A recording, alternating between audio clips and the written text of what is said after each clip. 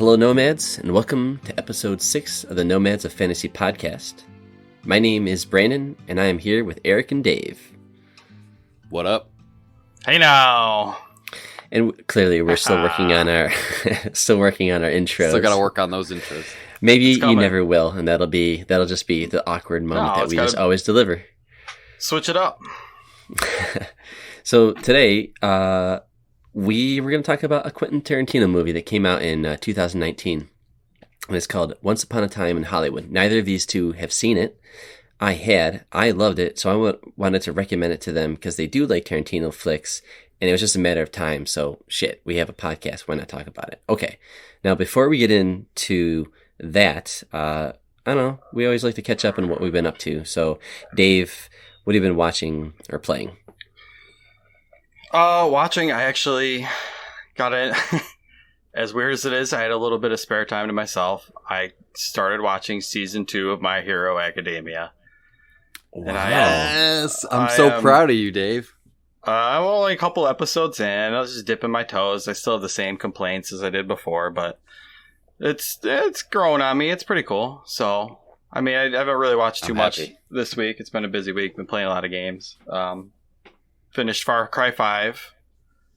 Nice. Oh, that's right. You did finish that. That's right. Yeah. And hot take. Let's hear that ending. The ending was kind of mush. A fart in the wind. I know. You go to save all these people, and then I'm assuming everybody dies. I don't know if there's DLC for Far Cry 5 or not, but technically the that Far Cry New Dawn game. Mm-hmm. That's like this direct sequel to 5. Like that's what happens after the apocalypse. Yeah, I wouldn't mind playing that. I think that's got all the same online co-op and stuff, Dave. And it's next time it's on sale, we should snag it. It's probably pretty cheap now. But ending up in the bunker with the cult leader all by yourself was kind of a big letdown. Was his name Jacob? Yeah, that might have been his brother. I don't know. John Seed. I don't fucking remember. Yeah, that was all right though. Yeah, not the best ending. It's more of about on the way there kind of shit. I heard that there's going to be another 2 Point Hospital being talked about at E3, or a 2 Point game. So I was playing 2 Point Hospital. It's like a little sim game. You're making, which is actually fun. I like it. It is. It's a good time waster. It's relaxing. Yeah, it's relaxing. Just like you get sucked in, and it's like one of those one more days, one more moves kind of Civ feelings to it. But if you're hopping on late at night and you only got like a half hour or 45 minutes to kill, and you don't want to jump into anything super deep, it's a good one to throw in. But they announced 2 Point Campus today at Summer Games Fest. Okay.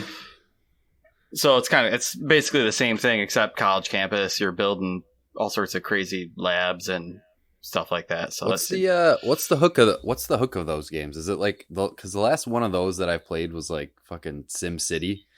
I don't know if it's anything like that, but I'm not really into like the city builder, or haven't been since like those days. The hook is really, if the controls are slick and intuitive, the hook is really just. You're just creating. You're just kind of making cool shit. Like there's some goals, like they'll have objectives and stuff like that, but you can just make it your own. It's like pretend. I don't know, right, Dave? It's like Minecraft. It wasn't getting too intense. It was like it's got the same thing as like the Jurassic World evolution, where like something's out. You always need something. It's kind of that spinning plates where you're trying to like, oh, now I need more doctors over here. Now I need more nurses over here, and you're balancing the budget and kind of the foot traffic. Is there like a fail state if like all the patients die or something? I didn't get any close to any one of those. So yeah, me either. I've done a couple hospitals too. Dave, real quick, because reminding me. So today. Earlier today, we had the Summer Games event that kind of kicked off today. And with the three of us were watching, at least all three of us at the same time were watching the intro part. And they teased that Jurassic Evolution 2. But what was funny was we're all on Discord, like doing commentary as we're watching this go live. And you guys are like, Jurassic Park, oh my god, it's going to be so cool. And we're like, yeah, how cool is this going to be? Like, it's Jurassic Park, it's going to be a cool game. And it's a sequel to a friggin', sim, which Nobody wants it. So I was People telling you, really like that game. whatever, Park man. Builder You know was what they pretty really good. want. But It's fun do to we play need a with dinosaurs. sequel? But like, so then I joked to you guys and like, what they Yeah. need to make is like an Alien Isolation game set into the like that, but for Jurassic Park, right? That And would you guys be were awesome. like, wouldn't that be awesome? If there, for any chance a developer listens to this, please make that happen. Whoever made the Like a survival Alien horror Isolation. kind of. Yes, imagine that's what you got out of the Velociraptors or fir- T-Rex. Oh my god. That's what they lost in those movies. Really, you got that in horror? like the first movie. Yeah, like the. Yeah. Can we all agree the shit in first your one's the pants. best? Oh yeah, Yeah. for sure. Absolutely. What else was on the game list? Played a little bit of Capcom Arcade. They put out a collection where obviously they give you the one game for free and they want you to spend like 45 or $50 to buy the rest of their games, which was was a little insulting, but they have some good ones in there. They got the Street Fighters, there's Final Fight, a couple other ones in there, but it's like 6 games for $15. I wasn't really feeling that. That's one I probably look for when it goes on sale, but $5. that- I'm not buying retro shit, and if it's like dirt cheap, because I'm sorry, like, come on, we are like in the golden era of video games right now. Some of the best games that I've ever made are out, and they're huge. How can you sell me old shit just because of nostalgia? Get the fuck out of here. I think that, I'm it's on $15. so many Nintendo. platforms Look too. at Nintendo. Well, that's why me and Dave argue all the time about how Nintendo is stupid, expensive ripoff shit. Like, we love it, but it's kind of like Xbox can't pull that shit. Titanfall 2 is so goddamn good, and it's always on sale for like $5. It costs more for a cheeseburger at McDonald's than Titanfall 2. And then you're gonna sell me $15 for games that came out 35 years ago? Come on. They're probably charging the. This is an old man yells at clouds. It is. I know, but like, whatever. I'm trying, dude. It's a value conversation. Anyways, sorry. I will calm down. Yeah. I got one more, and this was kind of our team building activities. Let's talk about this. It was Animal Royale, which is Super Animal Royale. Pardon me. Battle Royale game, 64 people drop onto a map. It's all like that 2D, 2.5D, I don't know what it is, orthoscopic view where you're kind of like looking down at a sprite map. Yeah, it's impressive. Just cute little animals with assault isometric, rifles. yep. And Dave, we had this idea. We're like, we need to make a stick shooter Battle Royale. And here it is. Yeah, it's basically a twin stick shooter. Yeah, that's how you control the shooting anyways. You got your movement on your left stick and your aim on your right stick, which Brandon didn't know that. Oh my god, when we I first knew it was started stick shooter. I playing. totally forgot. And I know. And I was just like doing it with one stick, and I was like, man, this game's hard. But once I figured out, twin stick shooter, what are you doing with the other one? Yeah, that was a big deal. Dude, the visibility, how like how people can hide in stuff and it just disappears. Like, I thought the way they handled the That's so visibility, smart for smart. like a 2D game like that. Yeah.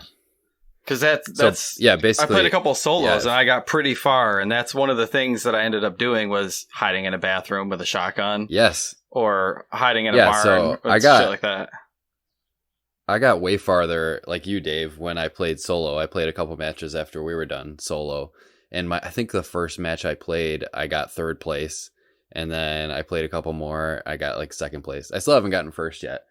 But yeah, that's really fun. But yeah, the way the hiding works, like it basically cuts off any like view of your character if you're behind like a wall or something. It's really cool because it has like a vision cone type thing. If you're hiding behind something, so they can't see you unless you get around that vision cone. Yeah, it's pretty talented team working there. And the fucking the like the diversity of the weapons. I don't know. There's something about this game that just that really pulled me in. I'm not usually too into battle royales, but this one hit for me, and it was super fun playing with squads.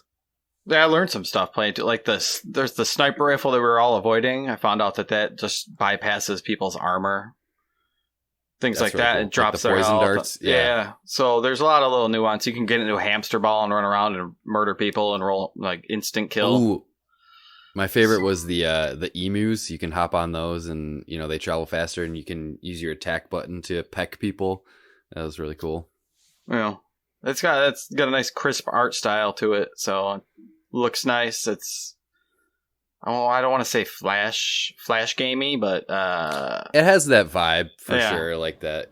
Hold on a second. So you guys have played more than I have. Can you guys talk about that final circle? Because it seems like it's all fun and games, and they get to that final circle, and it's like crazy. A shit show. But is there any strategy at all, or no? Or is it just kind of like, here we go, it's just everybody's here, and then it's just luck? Dude, yeah. I mean, is there any like skill? Any other... Yeah, but no, because final circle Royale, like you're hiding behind a fucking... Yeah, you're hiding behind one tree, and the other person is behind the other tree, and it's it's the first person that wants to pop out, and literally the circle is like this big, like super tiny in the center of the screen. Yes. Okay. And like, all right. you obviously you got all this poison gas around you, so you got to stay within this tiny circle. And then there's usually one rock or one tree you can hide behind, and then the other person hides behind it, and you just got to kind of flank them and take them down. But it's all about that. It gets crazy when you got to get that rolling shotgun. Yes. And shotgun, and that just murders fools in there. Yeah, it's cool to do. It feels good. That's one of those moments in the game. It's like, oh yeah, that was cool to do. Yeah, that was cool. Yeah. One of my favorite weapons was the the magnums and like the deagle. They it's like 2 shots and it takes like someone's full health down. Okay. Like if someone has like level 3 armor, it would probably take like 5 shots, because like 1 shot for each armor and then 2 shots for their health. But it's the variety of weapons in there is really cool, and it's creative, and it's just fun. It's new. To dress up your character and look dumb, and it's free. Yeah, and it's free. Oh yeah. So do you guys understand, like, how does that work? Like, how do people get this game? It's like it's just free, 100% free, or it's free. Yeah. I mean, it's like any other free to play game. I mean, you obviously got your currencies, and then you can pay for cosmetics if you want. But the game otherwise is 100% free. It's still in game preview, isn't it? Yeah, technically it's still but I think it's out on like Steam early access, and I think a couple other places, but actually it might just be Xbox and PC. I don't remember, because I looked for it on Switch, because I thought that would be a really good Switch game, but I couldn't find it on there. I think it's eventually coming to Switch once it gets out of early access. Okay. I mean, we all three of us have been playing it, you two especially. But Eric, I mean, since you're already talking about what you've been playing, is there anything else that you've been playing since we last talked? I know you and I only played some Halo. Yeah, I was gonna bring that up. We played some Halo 2. We played like the last couple missions. Yeah, and then that Chief Collection lame ending or lack thereof. Dude, yeah. Okay, first of all, we started out on heroic, which we both got our asses handed to us. We couldn't get past the first 2 grunts the first 2 brutes of the level. Like, we were just getting our asses kicked. So we bumped it down to normal, I think. And then we were doing fine. It was still kind of hard, but it was fun. But yeah, the fucking ending was so lame. That's the first time I ever saw Halo 2's ending before. And okay. I don't know. Yeah, it came out of nowhere, and it was like, if I was fucking back in the day playing Halo 2 and I got that ending, I'd be kind of pissed. Like, I was, dude. I was so hyped for that game. Such a big cliffhanger. I was so hyped for that game. Like, yes. What was it? Like 4 or 5 years in between Halo 2 and 3? I don't remember because Halo 2 came out in 2005, I believe. No. Yeah, or Halo 1? No, Halo 1 came out in 2001. Was like 2001.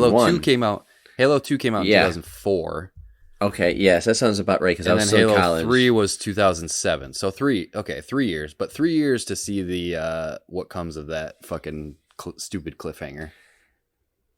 Oh, from 2 to 3? From 2 to 3. Yeah. I 3, I don't know. Whatever.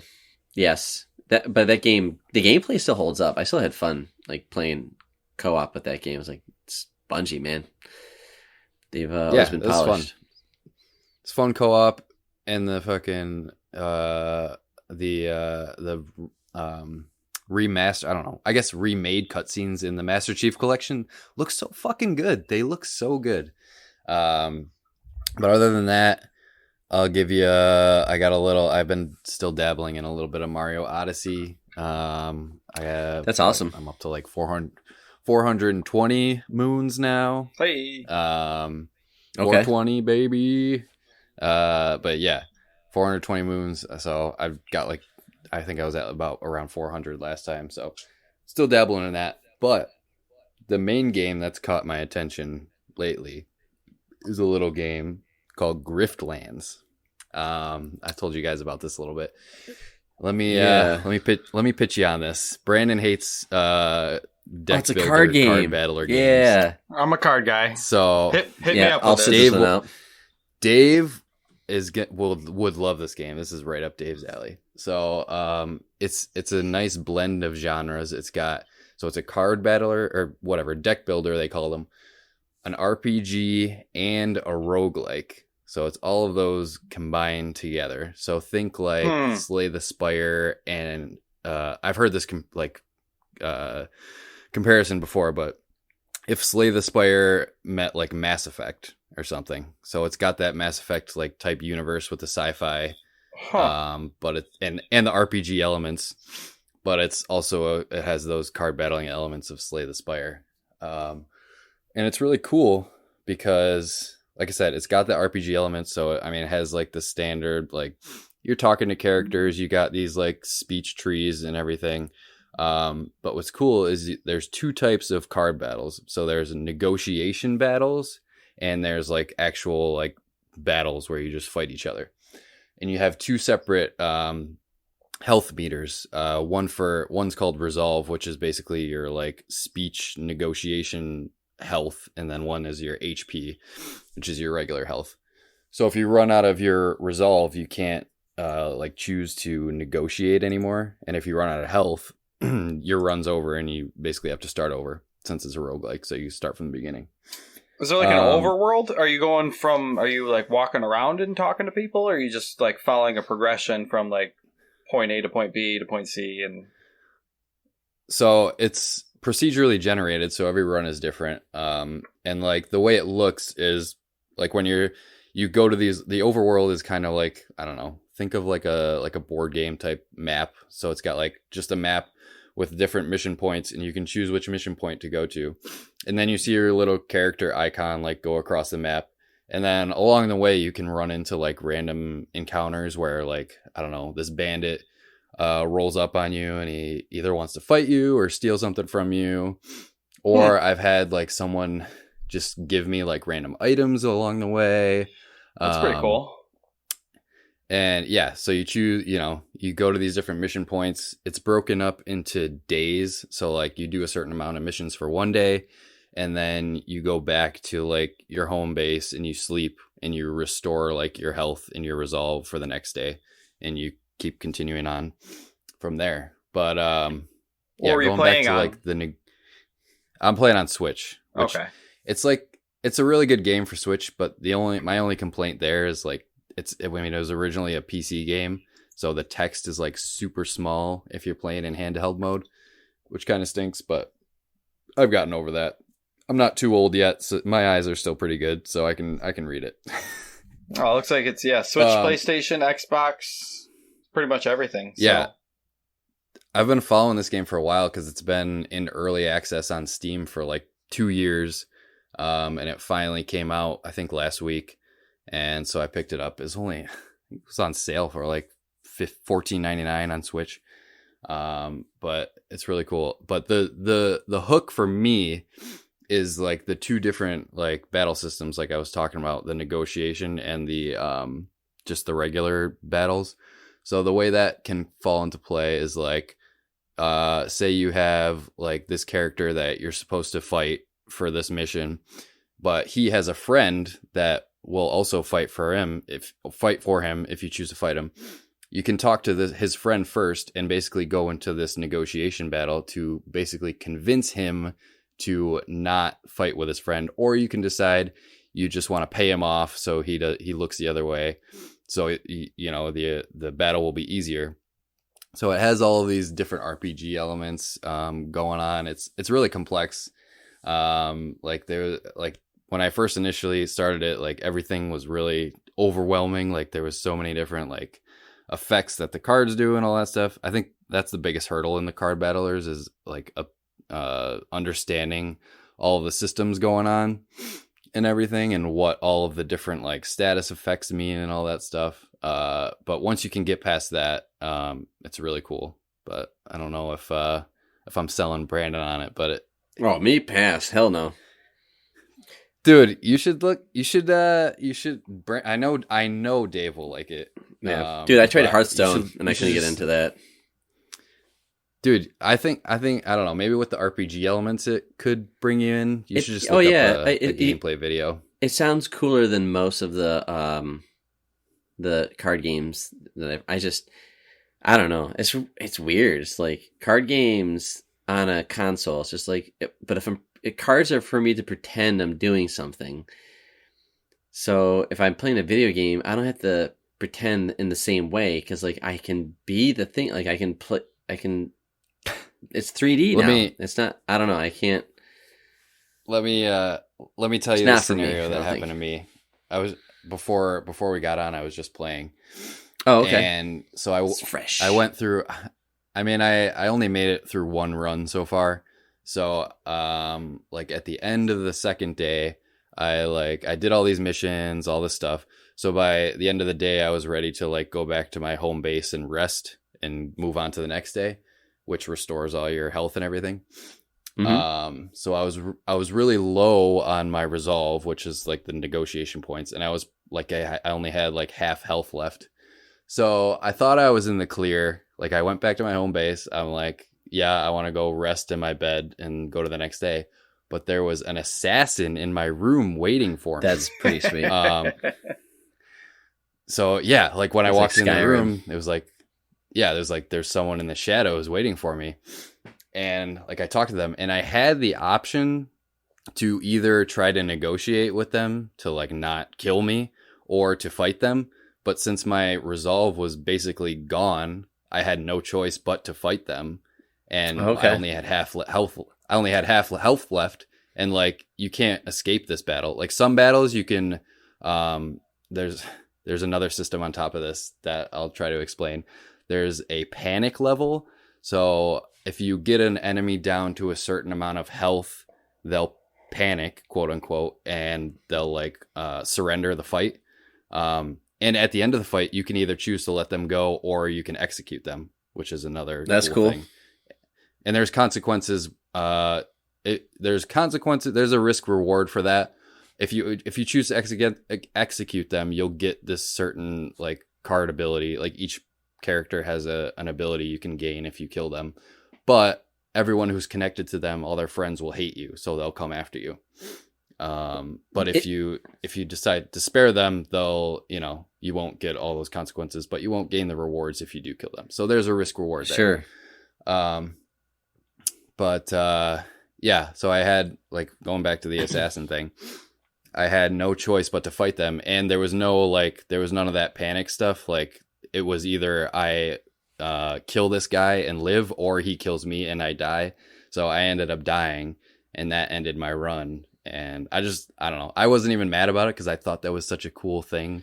Like I love that moment in games. Such emergent like gameplay. It was really cool. Do you carry progression through? So there's some things you carry over. You can you get these like perk points where you can unlock certain perks when you start a run. So you have a certain number of slots you can fill. So you can either start with more health or more money or like gain a certain amount I like that. Power, stuff like that. So you do unlock stuff along the way. So you're not starting from zero every time. But there's also another thing that's cool. There's that I didn't mention. There's 3 different characters.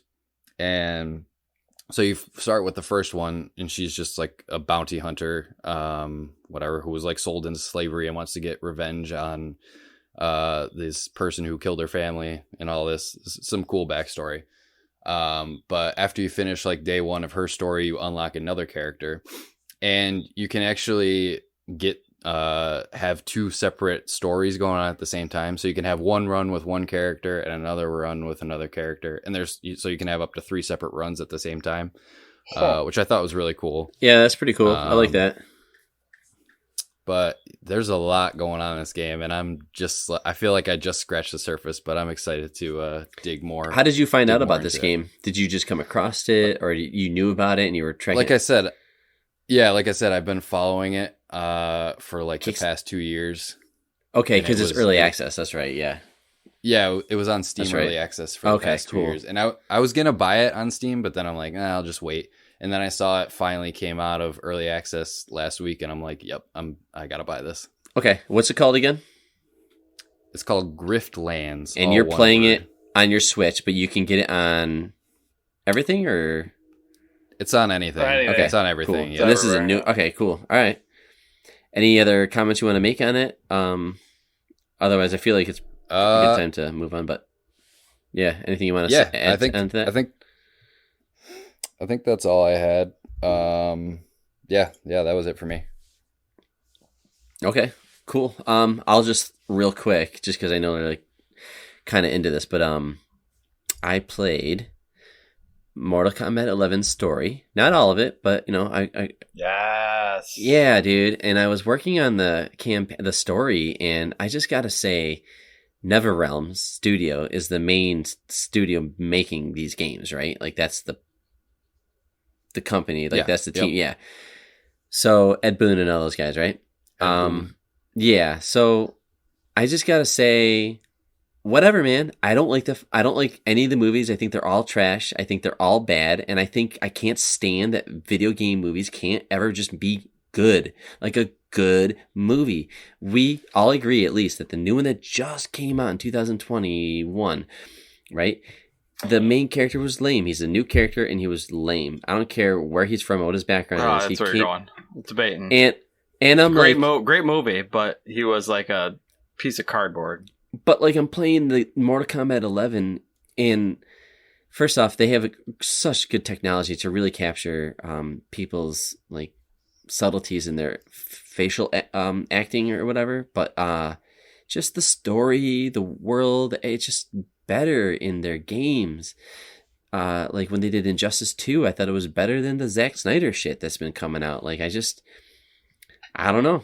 I think they're really good. It also seems like so good. For some reason in movies, fucking Mortal Kombat's known for violence and gore, but it seems like in movies they hold back on that stuff like way more for some reason. Like you play a fucking Mortal Kombat game.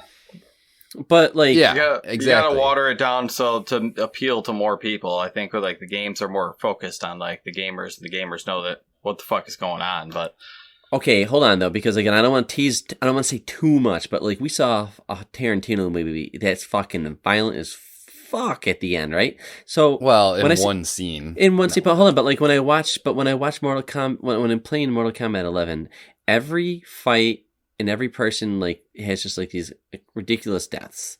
And when I watched the movie, it was just like 3 friggin' like cool, crazy, over the top deaths. Yeah, that's right. Lame. Yeah, exactly. It's just like this game did such a right, and like this game just did a better job because of just the whole time shit, and I don't know. I'm really impressed. So I just gotta say, because I played Injustice 2, Mortal Kombat 10 story, not all of it, but just like the first quarter of it. I gotta go, but now I want to kind of play 9, 10, and 11. But 11's, I don't know, it's just good job. So I just want to throw that in there. Otherwise, I've been playing the same games you guys have. I kind of didn't play too much this week. I'm sure I'm forgetting something that I played, but yeah. All right. Moral of the story: video game movies suck. They do, man. Like they're not even like there's like 5 good ones. There's like maybe 1 or 2 that you can argue are good or watchable, but to an extent, Sonic like the Hedgehog, watchable with your kid, but it's not great. Like Sonic does he does that stupid floss dance in it like 15 times. It's just like I'm hoping the Super Mario movie is going to be good. They gotta go Pixar to do that. Illumination isn't making it. Illumination doesn't make me, folks. They don't make good movies. They don't. Have they released those I anything like on that Despicable yet? Me. They're okay. They're Despicable good. Me is good. I like it. No, Dude, no, no. they teased Yeah, it like actually, 2 good. years ago. But they haven't shown any. It's supposed to be. No, it's supposed to be coming out. I want to say this year or next year or something, but they haven't shown 2021. But Okay. Yeah, it's kind of everything's wild right now because obviously, but yeah. All right. Well, that's all I wanted to kind of throw in from what I've been playing or watching, whatever. But okay, so here we are. Quentin Tarantino came out with a movie in 2019 called Once Upon a Time in Hollywood, and for the record, we all like Tarantino movies, right? Dude, yeah, I love Okay. Tarantino. They're Yeah, good. yeah, yeah. I wouldn't go to haven't- love, but some are definitely better than others. Oh, really? Okay. Some are in the love range, some are in the all right range. Sure. Wow. I haven't seen all of them, but I've No, seen me neither. a vast majority of them. Well, hold on a and second. I like all of them. I want to know what you have and have not watched. So, have you watched the Kill Bill movies? Oh yeah, Yeah. of course. And we all agree that one is better. Part 1 is better than 2, or Volume 1 is better than 2, right? Oh yeah. Yeah. Yeah, We've seen yeah. Reservoir Dogs. Yep. That's the one I haven't seen. Jesus Christ, Ooh, dude! that is You a need good to. one. Eric, I know. that I movie's- gotta watch it. That's I know. Yeah, you gotta watch that. We've seen Pulp Fiction. Uh-huh. Yep.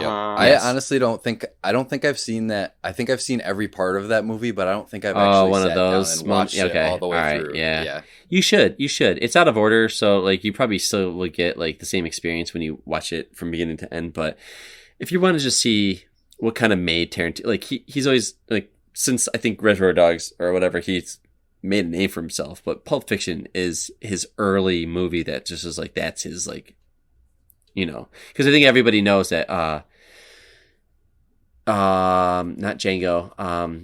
Inglourious Bastards is probably his best movie. Like I think across the board everybody I like agree. Inglourious Bastards a lot. Yes, and Dave, Yeah. you've seen that, right? But Yes. Oh, you don't think it's No. that good? I mean, it's good, but I don't think I'd put it in his top. I'd put Pulp and Reservoir Dogs above it. Jeez. Us, dude. I don't. What Django, do you want out of Django a for movie? me is my Oh, favorite. okay. Like I remember seeing that in the theaters, and I was just fucking blown away Okay, by that movie. I had fun with that was movie intense. too. Christopher Waltz is fantastic in both of those Dude, movies. he was amazing in that movie. Yeah, he's very likable. Okay, real quick then. So, have we seen Hateful Eight? That one No, I I have have not not. seen, which Okay, I've That's the one I want to. heard is not the best one. I thought it was Of those fantastic. But you're talking to a guy who thinks that Tarantino can't make a bad movie. I think my least favorite is Kill Bill Volume 2. But other than that, like Jackie Brown, I just started watching a few weeks ago. I forgot I started it because it's the only one I've never seen, and I'm loving it. I'm loving it. Sam Jackson, I don't know. Tarantino knows how to make like your favorite actors like just even cooler. But all right.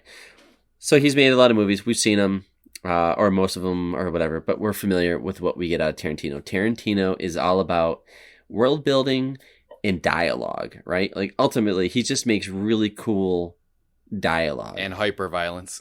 and then he does, Yeah. because Can't of, forget the because of his hyper-stylized influence from violence. like old shit. Because he's a director who is everything he makes. I think is making as a tribute, an homage to the past, right? So, so when you look at This a one movie like especially that. well, this That is a very fucked me up, meta. this Yeah, one. we don't need to get into the meta in this movie, but yeah, obviously, if you even look at like some of the subtleties, like how women act in the movie, it's crazy. Like how he treats women in this movie in the roles they're given, right? Because like it's crazy. Like the leading actress has like no fucking lines in this movie, Robbie's character, but the younger girls, the more independent thinking, not popular for their looks, just like normal girls, they have way more lines. There's something that I thought about that. Where like the more pretty and like celeb you are, the less of a dialogue that you got in this movie. But if you actually had something to say, you got to talk a lot in this movie. But anyways, I'm getting ahead of myself. I want to frame this up real quick. So we have a background with this movie, with Tarantino. Once Upon a Time in Hollywood came out in 2019. I would say it's kind of like a comedy. Well, whatever. It's like a comedy drama, right? A lot of different genres going on. Yeah. Yeah. And I kind of want to just go through. I don't know. It's got a little bit of everything in there. Well, all right, yeah, yes. So it's Tarantino. It's Tarantino, right? I think he's just having fun at this point. I think he's just in the zone these days, and he's got like huge names, and he can just do whatever the fuck he wants. But yeah, he's got Leonardo DiCaprio, Brad Pitt, Margot Robbie. He's got Al Pacino.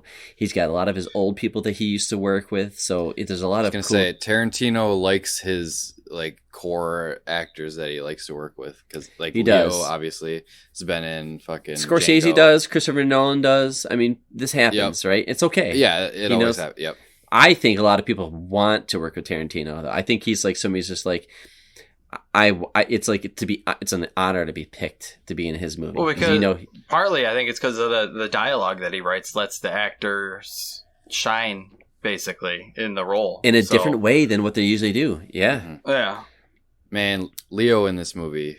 Leonardo It's DiCaprio fucking in this great. movie Okay, is so yeah. awesome. Well, okay, so yeah. Actually, before we get into it, I guess I kind of skipped a beat because we already know I love this movie. I don't think it's my favorite. I think probably Inglourious Basterds is or whatever, but I really like this movie. Did you, Dave and Eric? What are your guys' reactions? Let's go, Dave. You know what? Because I already know yours. What You don't know my reaction.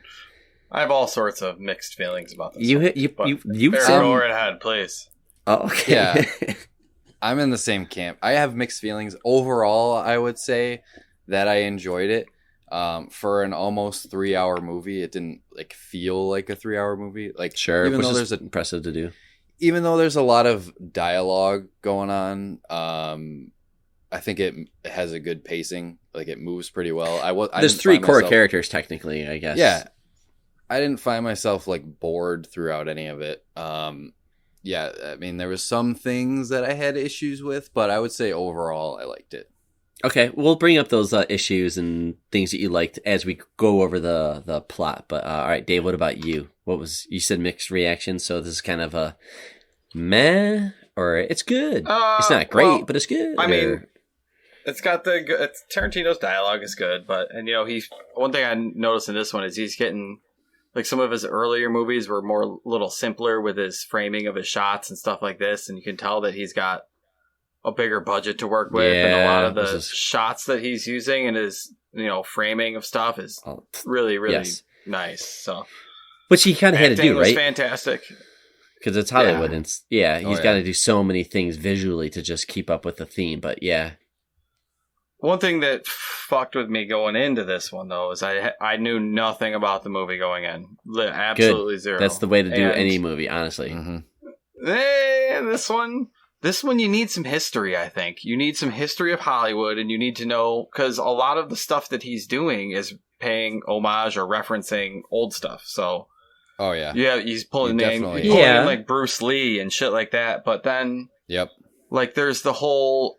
what's her name? Sharon Tate is who Margot Robbie is playing. Yeah, Sharon Tate. Yep. Yes. I knew which we all literally know. nothing about that. I knew nothing about that. I knew nothing about that. You don't know anything about the Charlie Manson fucking murders and all those psychos? Yeah. So what do you so to me? Oh my god! To me, the whole part of her and makes who was no sense. The dude she was with? It makes Romanoff literally no sense. They're literally in the movie for nothing. Like, you could have them completely out of the movie, all of their scenes, and the entire movie would be, I guess, leaner, and I think it would... I guess all their stuff... you need to know the realistic... That's like not knowing Hitler in Glorious Bastards. Like, that's like not knowing the real story and what he altered. I agree with you, Dave, because, 100%, like... Because I obviously knew about all of that stuff, like the Manson murders and everything. Sure. So that meant a lot more to me when I was watching it, because I'm like, oh shit, I know what's coming, which to I her really didn't. Right. But exactly, which we'll get into that. But yeah, so that is definitely, I agree with you, Dave. That's an important part of this movie. I feel like, because going in knowing nothing about especially that stuff, and she has no lines.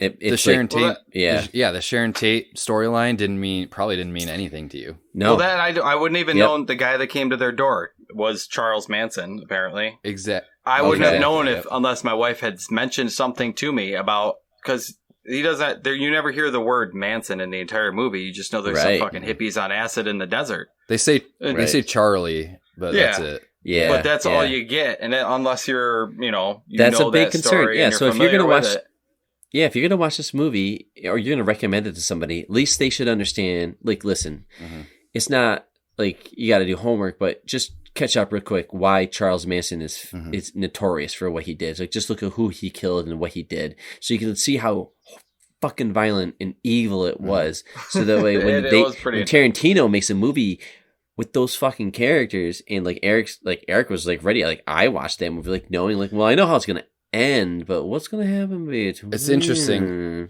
It's interesting because I went in the movie knowing nothing either, but like, and at the beginning I was like, okay, where is this going? And then this is getting into the plot a little bit. But once I saw, like, the first time I saw like the hippie girls picking through the trash or whatever, I'm like, okay, this is weird. They had that like cult. They were singing and they had the cult vibe. I'm like, is this, I mean, I knew this was around the Manson time. So I was like, is this related? And then I really knew when I saw the, like the street sign for Cielo Drive, because I knew like that was the street that it happened I saw them going on that. And I'm like, I never knew that detail. And I was like, that's cool that they did that. Because I didn't know. When they panned, because that's the street that Leo's character lives on. They pan over to the street name, and I'm like, oh, this is where this movie is going. Okay. Yes, dude. Okay. All right. So we got our reactions to it.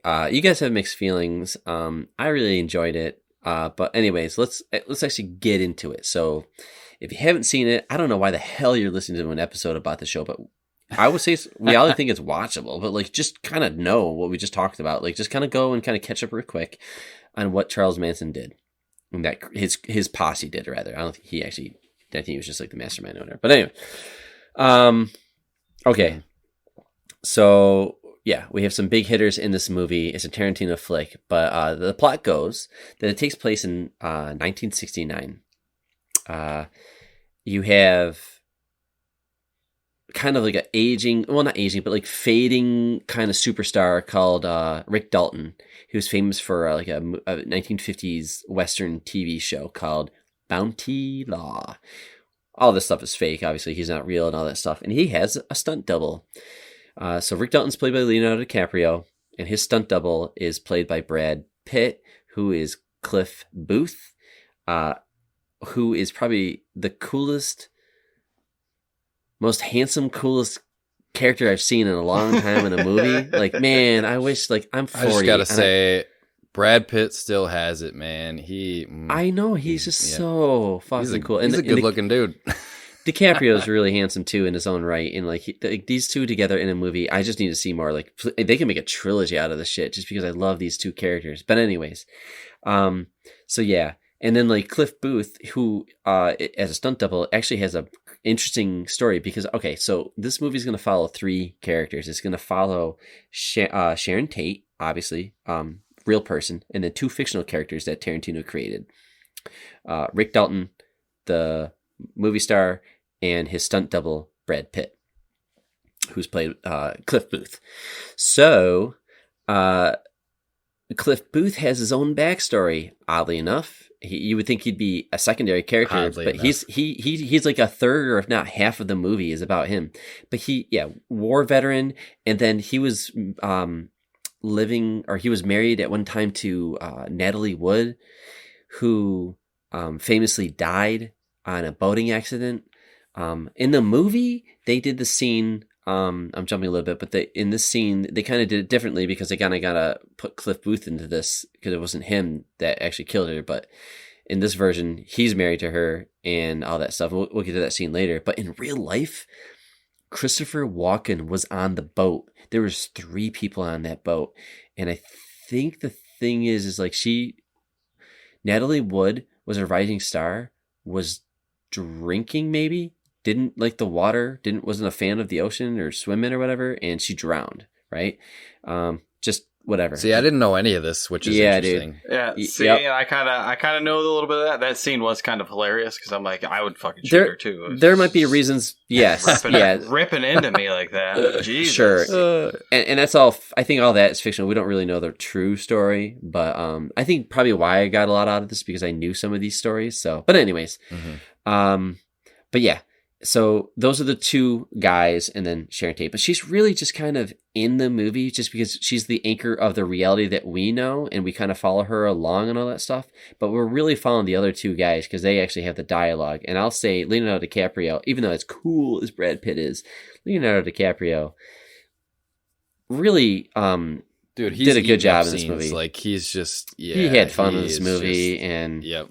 He's so damn good and likable, and the southern accent he has, and his hatred towards hippies. Every time he sees hippies, he's just angry instantly. Oh yeah, love that.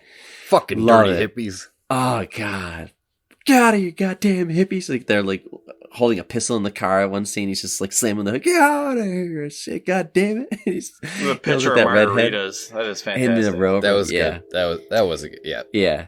But anyway, so the movie starts off us being introduced to these two guys, and then reality check for Rick Dalton, the DiCaprio character. He's kind of aware that things are slowing down for him. He's not kind of doing what he was doing in the 50s, and here he is in the 60s, like end of the 60s. And he meets Al Pacino's character, who's kind of like a talent casting kind of director or whatever. Anyways, he gives him some advice. It's like, listen, right now you're being casted as the bad guy, which he calls the heavy, right? DiCaprio calls it the heavy. But like this can only last so long, and once you're the bad guy, you'll always be the bad guy, and then you always lose because you're the bad guy, and then you're just gonna fade away because there's just always gonna be another guy next week. So he gives him advice to think about doing some movies in Italy, doing some spaghetti westerns because he's great in the western role. So just be the western guy, So that's kind of where that kind of goes. I don't know if you guys had any feedback on any of that stuff, but there is some pretty cool foreshadowing. So I did. I made a couple notes on that. So they go through some of his old movies. They show him with the flamethrower. Yes. Burning. Oh, that line he says, burnt sauerkraut or something like that. And so they set up a lot of stuff. He's like, shit, that's too hot. He's like, anything you can do about that heat? And he's like, well, it's a flamethrower. I'm sure that was supposed to be a reference to Inglourious Bastards too. I thought so too. I mean, you got Leo as a Nazi killer, essentially, and, Tarantino made a whole movie about that with Brad Pitt, which is interesting because they got the role swapped there, but... Well, it's a good first scene in the movie, though, because it shows, like, when he starts breaking down, when he hears the truth from Pacino, like, it shows, like a true-to-life snapshot of where he is in his career, where he is in his life, and it sets up Cliff as the sidekick to Rick, so, it kind of puts both characters in their spots and gives you enough base on both of them to, as Tarantino does, start splitting off and going in different directions and stuff like that. So it was a nice little scene. I didn't know Pacino was in this movie either, which was a nice little surprise in the beginning too, which is cool. There's a lot of cool. I mean, at this point, Tarantino, like I said, he just can just do this. He'll just pull in an amazing actor like Al Pacino, and he's just like a side character. What did you think about this whole world building kind of part, Eric? At this point, we're just kind of getting to know what's going on with these people and all that stuff. Yeah, I mean, this era, I really like this era because you don't see it that much depicted in film, between the 60s, 50s and 60s, late 60s. But yeah, I thought it was cool the way that they set up Rick Dalton's character. You sympathize with him because Leo is so likable in this role, especially, and he's struggling as an actor, and you want to see him succeed. But at this point in the movie, I didn't really know where they were going to go with it. Which that could bring us into the next plot point, but I was just kind of at that point I was along for the ride. I was enjoying the backstory and the world building. and everything that they were setting up, but I was still like wondering what they were gonna do with the story, especially with knowing like Tarantino's history and the kinds of movies that he makes. This is at the beginning, it felt a little bit tame for Tarantino, so I was like, okay, there's got to be some shit that's gonna go down later in this movie. Yeah, like the last 10 minutes of the movie. Yes. Right. It all builds up for 2 hours, 2.5 hours, and then it comes crashing down. Yeah, but there are some cool scenes that happen before all that happens. But so it's kind of slow. We kind of get to know these characters. How do you guys feel about the whole Leo, Brad Pitt, I'll say Rick Dalton and Cliff Booth, just bromance? Because that's what it is. Like, these guys are like very tight, and they just they didn't even think about not working with each other. Like, they just are always together. You know, part of that's on Rick too, because Rick being the stunt double Cliff being the stunt double for Rick, like his Dewey driver.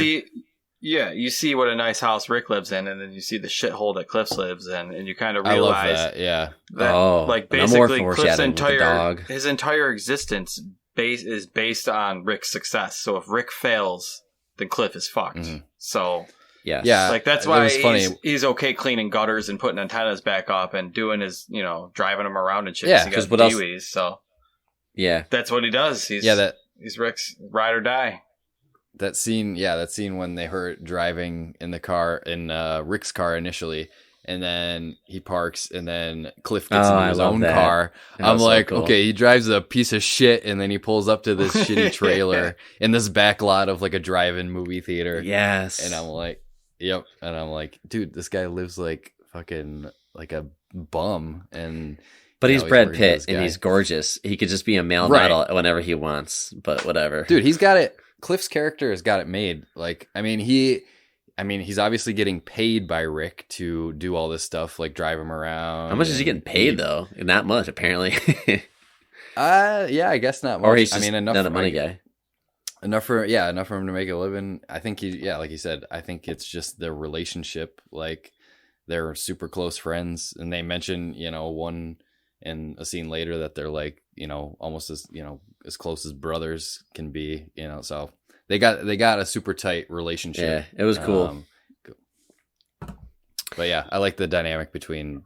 I think Leo and Brad worked off each other really well. Oh, dude, how did you feel about? Because Cliff is so cool. He's just like cool, like constantly just chill and cool. Just like, but like Leo, Rick Dalton is an emotional wreck. He's obviously the artist and the creative, but he's just like, he will cry instantly. Well, I think that's cries. Part of the. I gotta go to. What did he say? He was like so pissed about going to Italy, and he's just like telling him like, "Dude, you gotta calm down." And he's just like, "Doesn't matter if I'm crying in public.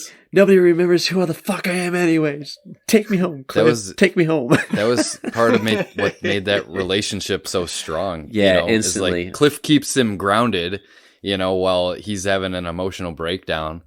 I read something later that Cliff's character, or not Cliff, Rick's character has like bipolar disorder, but they didn't really bring that up in the movie. I could see that. He's just an emotional guy. Yeah. He's just very proud and whatever, stubborn and all that. But he's a great character, like Tarantino. Like, I think when it comes to Cliff Booth, it's all mystery and just like cool as shit. But like, I think when it comes to Rick Dalton, way more dynamic of a character, which we'll see in the second half. Or the he wears his heart on his sleeve, like he's fucking he'll let you know if he's upset or whatever. He's a functioning alcoholic, He's got definitely got his things, especially. All right. I will. We'll get to it. Sorry. Yeah. All right, so and then Sharon Tate, she's going to like the Playboy Mansion, and then we get to see some other kind of people in there, like Mama Cass had a cameo, and I think I saw who's the guy that played famous actor. He was in there as well. Steve McQueen, thank you. Yes, he's in there. Fun fact. I'll interject in here. Sure. They filmed at the actual Playboy Mansion, like that wasn't it looked like anything. Oh, okay, cool. So yeah, Tarantino. It says he was like really adamant about filming there, like in the actual Playboy Mansion, but it was tough since like that was after Hugh Hefner died and it was owned by like a private owner now. Oh, So okay. he had to really like work his way to get them, to be able to film in that. But that was cool that they got to actually film at the real Playboy Mansion. All right, well, that's nice. That's a nice little touch. That stuff I'm kind of learning. Like, I didn't know. I guess that really happened. Like, a lot of her stuff seemed to be more accurate up until, I guess, the shift into Tarantino universe. But yeah, So while that's going on, I think there's a scene where Rick Dalton has to kind of do his work. The thing is, he keeps phoning it in. He's an alcoholic. He's very proud and stubborn and all that stuff. And he's not really, he knows he needs to do his lines well. And he has to take he's like facing like shit. I might fade out, so I gotta get my shit together. But he's just an alcoholic and he's just always hammered. And, he sends Cliff home to fix something because like Cliff doesn't really have work to do. Yeah, the antenna. Yep, to fix the antenna. And then he reminisces on this fucking sparring contest with Bruce Lee. Dude, Bruce Lee. Which I didn't know. Movie. Yep. I didn't know this. I learned a little about that. I had to look that up when I was researching this movie about how Bruce Lee has this thing because he was also very proud as well, and we all know who Bruce Lee is and what he did for cinema and all that stuff. But he is, I don't know, he's just like, Bruce Lee never loses, and I guess he was supposed to fight like Batman and Robin in an episode, and he was supposed to lose to Robin, but he refused, so they had to kind of like figure it out where like it's like a draw. Because Bruce Lee refuses to lose. So, like, taking all these, like, kind of stories about Bruce Lee and who he was and what he did, and then you introduce him to this Cliff Booth character. I don't know. I love it. I mean, this is like a movie. You either enjoy the scene or you didn't because it might kind of become a little disrespectful to Bruce Lee. But other than that, like, I don't know. Who wants to take a shot and talking about this scene? Because it's a long take, too. It's a long take. It's like one long-ass take up until Doug gets, or until he gets kicked. Brad Pitt's character gets kicked. But anyways, go ahead. Like you said, I read that there was some controversy on how they portrayed Bruce Lee in this movie. Whether he was too arrogant or he was too much of a cartoon character. Sure, it was a little cocky. But that's Tarantino. Everyone's a racist portrayal, maybe a little bit. Could be, some of that. Yeah, but I don't know. There's mixed feelings about that. The thing I had a problem with is that I don't think fucking Brad Pitt could kick Bruce Lee's ass. That's for sure.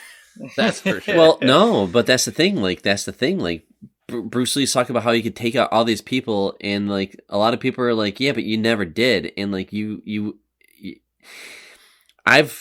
used to think that Bruce Lee was really good at fighting, but I guess he never really fought. I don't think he did. I think he was all talk, and I think the Cliff Booth character is kind of voicing a lot of what people have realized is like, yeah, but you're kind of just saying shit. It's like, why don't you prove it? So he does, and when this is where we learn how badass, like, not only cool and gorgeous like Cliff Booth's character is, but like the dude. What the fuck, dude? You're like, I don't know. When he did like the first thing, he's like, all right, kick me because I want to see what you got. And then he gets kicked, and then he does that second kick, and he's just like grabs him and just throws him into the car. Now, hold on a second, real quick. Actually, we're kind of skipping the scene. Kurt Russell makes an appearance, which is, I love Kurt Russell. Yep, he shows up. Yep, yeah, he's great. I thought he was really good in that scene when he's just. Did they put some old age makeup on him, or is that how old he really looks? He is getting up there, dude. He looked fucking old in this movie. He looked old in Guardians of the Galaxy too, though. He's old. He's cool, but he's old. Yeah, he's getting up there. Yeah. He is cool. Kurt, yeah, I love that Kurt Russell's still being used, and I love that he did, whatever Death Proof or whatever, and all that stuff with Tarantino. But he forgot that one. And then for some reason, Kurt Russell's also like a random narrator in this movie. I don't know why. That was the narrator part of this movie was weird to me. Like I didn't like you said, hate in some it, of the but, like, flashback scenes, and yeah, like, why there'd him? just be or not even the flashback, like in the there'd just be random like narration interjections. I'm Yeah, like, that was kind this, of weird. This feels weird. Yeah, so I noticed that, but I did like him. I like how he didn't have the balls to like kind of like say no, and he's afraid to like hide from my wife and all that stuff. I guess that his wife in the movie, she also was in Death Proof. She's actually like a badass stunt double herself. So, that's who she was. But I thought that was, I don't know. I enjoyed that scene.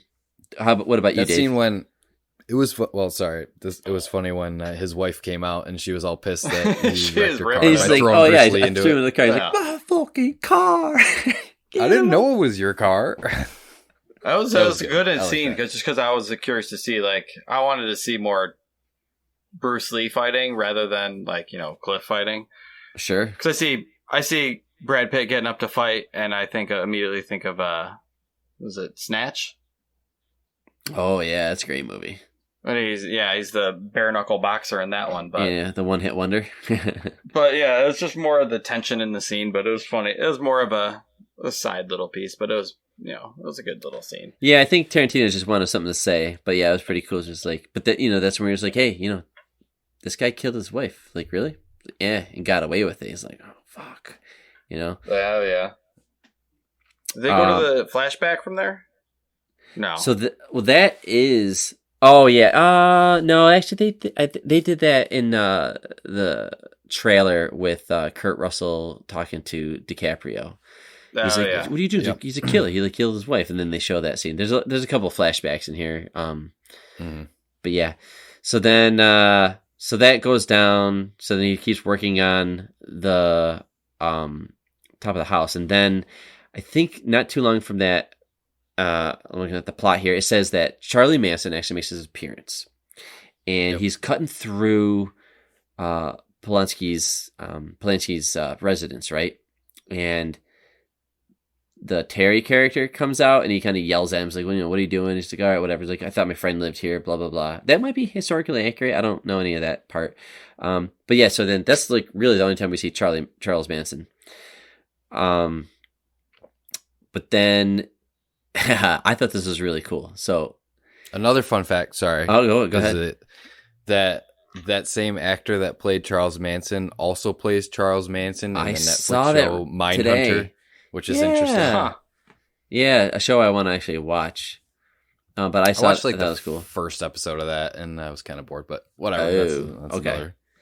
Whatever. Well, I was going to go into probably some of our favorite moments of this movie. Actually, like the true meat is when The meat and drunk potatoes. ass coughing up blood almost Dalton shows up to his latest like I'm the Heavy movie, whatever, and it's this Lancer series. It's called Lancer, and he is supposed to be the bad guy. And he does have to do some scenes with like this little girl that's like the bar owner's, the innkeeper's like daughter or whatever. I don't know. What did you guys think of this whole part where he kind of, I don't know, he's like phoning in his scenes, and then but he has this and he like meets that girl, right, and he's like talking to her, and he like has that moment where he like kind of breaks down when they're like he's like talking to her, she's like really serious about her, well, she's just a serious girl, and he's just like, yeah, you know what, I'm just kind of winging it and coming to reality with my life, and he's telling you this story about this book, but it's really about him. I forget what that stupid name was. It was Pussycat? Was it? No. That was one of the characters Pumpkin later. Puss. I had Pumpkin Puss written down specifically. Yeah. Maybe don't call me Pumpkin Puss, but it's a great scene because it sets up, I don't know, a lot of Rick's character development, because this scene kind of plays into the next scene that they actually are acting in. Yes. Like when they first show her, you know, she's reading a book, and you find out that she's like 8 years old and talking about how actors strive for perfection, and she doesn't break character on set, and it seems like she's like, you know, she's a little kid, so she's, you know, straightforward and honest. I think she represents like women. I see that's the thing. Like if you compare her against the Sharon Tate character, a character from like an an era of like the 60s and shit. And she has no lines, and she's just pretty and just dances throughout the whole movie. And then you have this little young girl who's like fucking smarter than she should be and wiser than she should be. She's fast talking. Like, I don't know. I think there's something there. I think Tarantino wrote this girl completely to contrast against Sharon Tate. Sorry, I wanted to throw that out there. But yes, go ahead, Dave. Oh, the contrast. Either more of just to build her up as like a... Like, she is like the up-and-coming professional, like, legit pro actor, and then basically when that rolls into the next scene, that like her paying him a compliment makes it that much more heavy and have that much more weight, because you know she knows what the fuck she's talking about, and she's a little kid, so she's, I don't know, compliments from kids always come across as more honest, because kids are absolutely just fucking honest. So it's one thing when kids compliment you, they know they mean it. Before that, when like they had the initial shot when Leo forgot his lines, or whatever, Rick forgot his lines, and then he went back to his trailer and he's just like freaking out, raging, that is like fantastic. No, that's after. Himself. Yeah, that's after he meets the girl. But yeah, because he's like, you got to get together. That's after, because you got to look good for that girl and all that shit. I love that line. I laughed my ass off when he was like, I'm going to quit drinking. I'm going to quit. And then he fucking grabs a drink and takes a sip and throws it. Yeah, I shows how fucking owning that character. He's walking on a razor's edge as like the functioning alcoholic, where he can functioning alcoholic. And he's looking at himself in the mirror, going, he's talking shit to himself, going, you could have just had kill himself. 4. Why'd you go and have to have fucking 8, Rick? And he's yelling at himself in the mirrir. You're going making fun of himself. Yes. If you don't get your lines right, I'm gonna kill you tonight. You're gonna put a 45 on my mouth and blow my brains out tonight, or something stupid. Yeah, that was insane. He and then he fucking nails it. Like in the next scene, let's go into that scene. Nails that scene. Oh my god, it was so cool. It's cool because it's a scene. It's so whatever, quote unquote meta, if you want to call it. How he's acting in a movie, about filming a movie, and I don't know, if that was a scene in a movie on its own, that would have been great. But there's just layers of Leo's acting in this scene, where he's acting as his character, but also acting as Leo. It's just it's crazy. And then once the scene is over, you can tell how, relieved he was that he nailed it. And then, like Dave was saying, when the girl paid him the compliment, it just, you could see how much it meant to him. Yeah. No, that's good, because he still got it. There's so many things. Just like, this is probably one of my favorite scenes in the movie. I think this is why I like it, because of this whole story arc, this character arc that he has going on. And, like when he is making his mistakes, or when he's like hamming it up, when he's being cheesy, when the good guy shows up. Did you watch that guy's face? He's trying so hard not to laugh and smile, but he's doing it in the actual scene. I was like, wow, because he knows, like, man, this guy's just phoning in, and they're trying to go up to the bar and ask for like a shot from the bartender and all that stuff, and I think that was really good. And then when the dolly is doing the shot of the two characters, DiCaprio and the good guy, sitting down at the table, there's a dolly with the camera going around, and he fucks up his lines, whatever, and they have to roll it back. Dalton just breaks down instantly. He's like, oh, fuck, and he just starts crying. It's like he's so upset with himself. He's just crying in front of everybody. And the director's like, you got this. Roll it back. And they had to roll it back. Yeah. That one is specifically good because previously, before that, they show Rick with his pitcher of margaritas or whatever, and he's got the tape recorder where he reads the other guy's lines. He's showing us that, yeah. And he's doing it in the pool. So you've already heard like half of that scene, because in the recording he's going some Spanish shit, Spanish, and then you go back and you actually see him act out that scene that he was trying to memorize the night before. That's where he fucks up, because he was drinking in his pool. But yes, that makes that scene double, like twice as juicy. Yeah, exactly. Yep, good point. I mean, this is why we like the Rick Dalton character, and I think we all agree that DiCaprio really did a good job with the Rick Dalton character. And this whole middle part of the movie really is like good. I was like, all right, cool. So he's so likable, he's so charming, all that stuff's going on. But holy shit, like, so while Sharon Tate is out there, like, kind of like seeing her own movie and, you know, just being a celebrity and just being like the real person, whatever that existed in our world. But from my point of view, all of that was just a giant waste of time for me because it's not the most interesting. Because I didn't know anything about her, so I don't know what this character's supposed. I'm like, they don't have any crossover. What the fuck is and that whole the Sharon Tate and all of the who's the dude she's dating? Roman Polanski. Polanski, like the director. Yeah, just get rid of all those scenes for me because it just means nothing. Yeah, I get all that. That's you got to have the knowledge of the. You'd have to know it because, Hollywood because they got killed for being famous and rich. Like that's why they got killed and all that stuff. So you had to be strung along because like everybody's supposed to believe that this is supposed to happen. Like we all know she's gonna die, and we're just kind of following the other two guys. And you think it's all supposed to come together, but that's exactly what I thought. He sets up expectations and takes it away from you at the end. But anyways, we're getting ahead of ourselves. So okay, Cliff Booth again, coolest guy ever. He is driving down. He kind of keeps coming across like this hippie chick with armpit hair.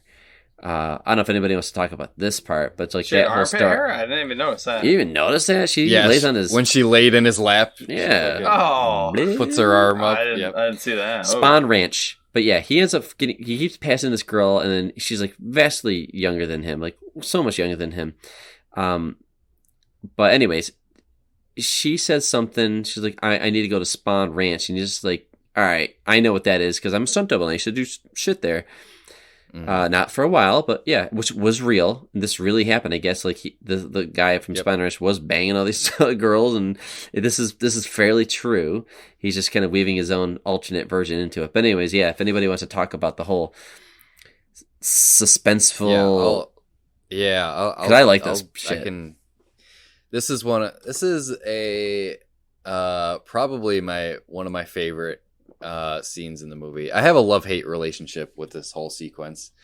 But let's hear it. I can see why Tarantino did it. But yeah, I mean, Tarantino does such a good job in all of his movies of setting up like these super suspenseful and dramatic situations. Like, okay, something is going to happen. Something is going to go down. The way he's constantly looking around, and every time he looks around, there's more and more girls like kind of popping out. And like, how many he gets to the ranch, and he wants to check on whatever. He knows the owner, George, from like the days when he used to do some stunt work at Spawn Ranch. So he wants to go say George hi to Spawn. him.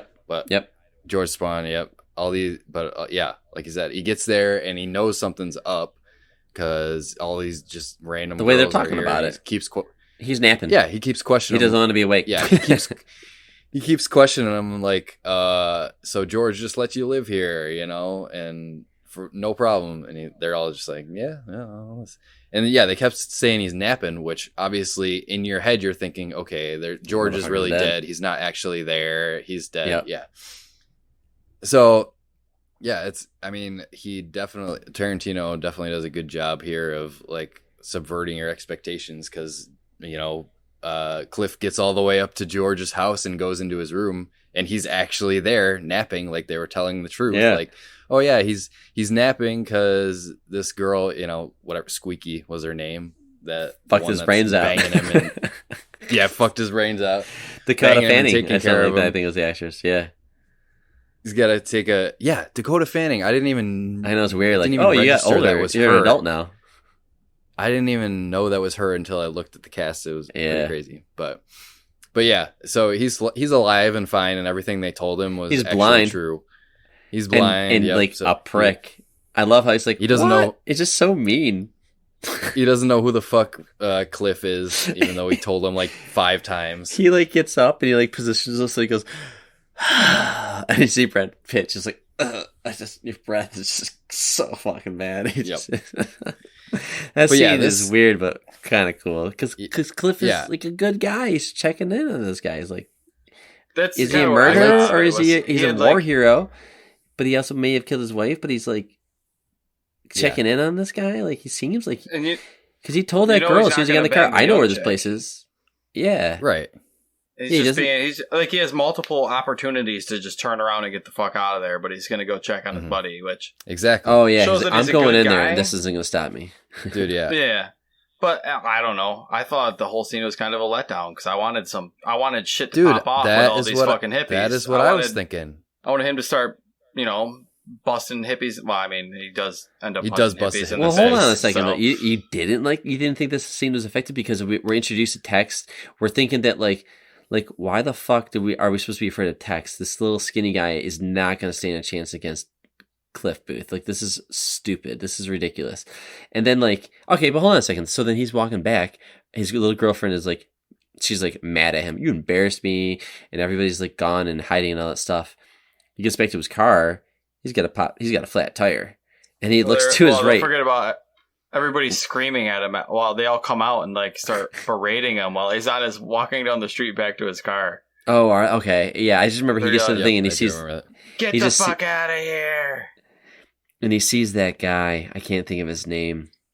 Clem. Clem has punctured the tire of Dalton's car. Booth beats him up and forces him to change the tire. Yes, that's right. Oh my god. That was pretty hilarious. He walks up to him the way I want to do a cool little kick my legs to the side and boom, punch somebody right in the face. And then he grabs him and throws him into the car. And he's like, "You're gonna fix it. Good luck or good news. Here's a spare, and you're gonna fix it." And then the girls are like, "Leave him alone. He's a flower." He's like, "You get any closer, I'll kick his teeth out." He would instantly turn on a dime, be going from cool guy to be scary. Of course, they tease Tex, and Tex is showing some yuppies whatever how to ride a horse, and he runs back and he's gone. So that's kind of setting up later on in that scene. I don't know. I thought that was cool because it's this character is never scared. He's just not scared. He just is always in control. And as soon as he got in the car, he's "Where are we going?" She's up this way to Spawn Ranch. She's like, "Yeah, so just take a right." And I know exactly where it is. And she looks at him. She's like, "Okay." He's at that point, you think he's flirting with this girl. He's like, No. You're going to take me to Spawn Ranch because I know that. And what the hell are you doing there? So I thought it was really cool from him kind of investigating to resolving basically the situation. So I thought that was cool. Yeah. I was like Dave said, I was hoping, I was anticipating something to go down in that scene, but yeah, I mean, when it didn't, I don't know. I can't say I was disappointed because it was effective in doing the bait and switch. You think something is going to happen that he builds up this tension. I mean, this scene lasts 10 minutes. It's a pretty long scene. Yeah, something like that. So he's building up this tension the entire time. And yeah, at the end, it's kind of okay, nothing really happens. But it does obviously set up the scene that happened, the big scene that happens. See, I thought they would be looking for him after that. That's what I was thinking too. But then it cuts 6 months later after that scene.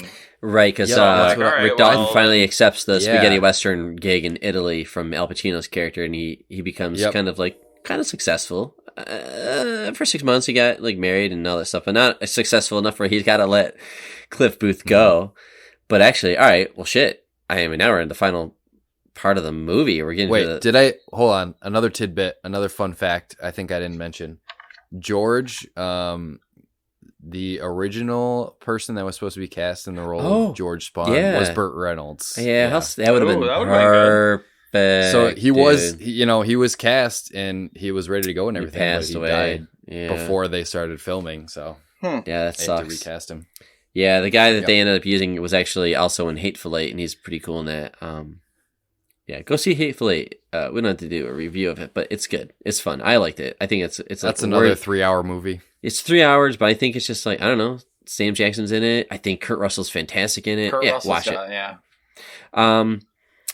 But yeah. So at this point, like Dave said, Rick goes to Italy, brings Cliff Booth with him. They do 6 months there. Rick gets married, comes back to the States. He goes back to Hollywood to his old house.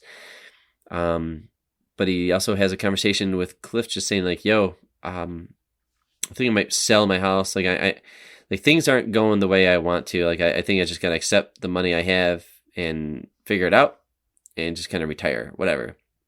Right? Kind of It was break a it sad up bro breakup. Sad bro breakup. Because ultimately, what Rick really wants is to kind of, he's aware of how like Sharon Tate is like a growing star, and like Roman Polanski is like a huge director. So like he knows that there's a power couple right next to his house, and he hasn't met him yet, and he's too proud to just go and like whatever. So it's fate hasn't brought them together yet, right? But anyways, yeah. So they do come back, and that night they kind of like. Also, real quick, there's a really cool scene when they say that they're gonna like spend the rest of their night, because like Kurt Russell's the narrator, and he's like saying like this night they're gonna drink their asses off, and yeah, they're gonna get like blackout drunk. There's this really cool, so like the Rolling Stones song kicks in, and it kind of just summing up what's been going on for the last 6 months, whatever. And there's a really cool montage of these like Hollywood signs like at night turning on, and it just felt really cool. I thought that was like a really beautiful moment of music and cinematography. I don't know. I just noticed it. I was like, wow, that does feel old school. Like this movie's a whole thing. The whole thing is a tribute to like that, right? That whole era. And it's just like, yeah, it was kind of cool. So I don't know. I wanted to make a point of that. But Dave, how about you have some fun and kind of frame us into, I don't know. Cliff is like, all right, hey, also real quick, I got a LSD lace cigarette in case that comes into play. Let's get fucking hammered. And then they do. Acid cigarette. And then like the Italian wife to Rick Dalton's like sleeping at home. Brandy, the pit bull, is watching over her. That's like Brad Pitt's dog that is like totally under his control, and he all that shit, whatever. And you can kind of get that dog to do what he wants. He's really trained. But yeah, Dave, at this point, like everybody's high, everybody's drunk. Sharon Tate's crew also next door, like fucking drunk. Everyone's fucked up. What happens? And he goes take the dog for a walk, right? Cliff takes the dog for a walk after he smokes the cigarette. Away we go. He smokes the cigarette on the way.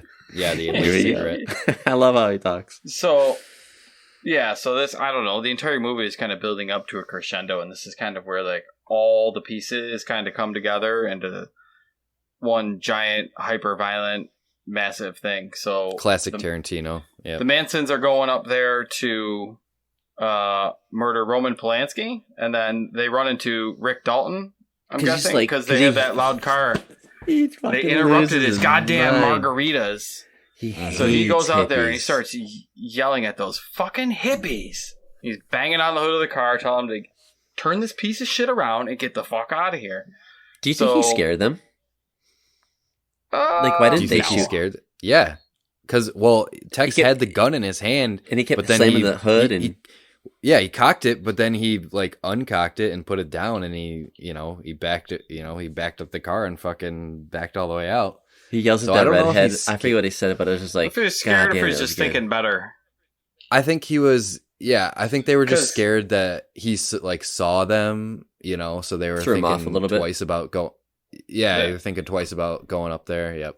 So they basically pull the car down the street, and then they turn around and walk right back up the street to go murder those people. And then they realize, in the car, the one hippie on acid recognizes that that's Rick Dalton. And Rick Dalton was in all those cowboy movies shooting people. And he taught them how to be violent. And so he's a perpetrator of violence, and that they should fucking just murder him. So instead of murder the people who taught us violence. And this is where you go the alternate reality hit, because like instead of killing Sharon Tate, which would happen in real life, they decide to shift like, hey, let's kill this guy instead because he's taught us to kill. Yeah. So another fun fact. Start going up the street. Let me interject. Nope, go ahead. I was looking through the cast again. One of the one of the hippies, one of the girl hippies was actually Maya Hawke, which is Uma Thurman's daughter. Ethan Hawke and Uma Thurman had a daughter. Yeah, she was also in Stranger Things season 3 or whatever. Season 3. Yeah, but she fucking backs out. I'm like, she looks like Uma Thurman. I'm like, she has to be related. Yeah, like, and Uma Thurman her daughter is a huge. Yeah, she was in Kill Bill and Kill shit. Bill. So, yeah. Yep. There's the connections between all the it's actors cool. in this Well, it's movie. pretty sweet. But yeah, so she, like you said, she runs away. yeah, she's like, I forgot my knife. figures out. And he's like, here, you might need the keys because I locked it. She's like, okay. And then, like, you know what she's gonna do. She's like, fuck this. But yeah, so those three happen to be left alone. What happened next, Dave? Yeah, they go walking back up the street. They go into Rick's house from what? 3 different doors? Yeah. Tex- Two Tex go in the comes- front, But one Brad- comes in the back. Cliff Yeah. Booth's back at Rick's- this point, and Rick's giving his dog some food, and he is friggin' tripping his balls off. Cliff and he is, yeah. And Rick's in the he's having in the a- he's pool having a with his tough music. time. With his headphones on, yep. Yeah, floating in the pool like he always does. This is where Tarantino pulls out one of his old tricks, the fantasy murder porn, and Tex comes in, pulls a gun on Cliff. Cliff is just tripping balls, and you see the dog sitting on the couch, and the tension's I building laughed up. my and ass off. You're waiting for Tex He's to like, pull "Are the you trigger, real? but- Are Yeah. you real? I'm real. Are you to real? death. Yeah. Or something like that. And I'm here He to does. do He the does devil's work. some shitty Manson line. Like, yeah, I'm here to do the devil's And thing. he just starts laughing. That was hilarious when he just starts cracking up. He's like, no, Oh, it was God. something. It was something way stupider than that. But in the And then- meantime, the dog, like Brandy's, like Yeah. sitting on the couch staring at 2 dog food bowls because we were told earlier that like he is not allowed to move until like Yeah. Cliff gives him the sound, and then he's allowed Yep. to eat. And he's like, of course, he's fucking tripping his balls off, and he's like licking the dog food. And I was like, what the fuck is going on? He's like, stay. And he's looking at his finger and all that stuff. Like, you knew he was like fucking Turning lights off and blinding ripping himself. his balls off. Yeah.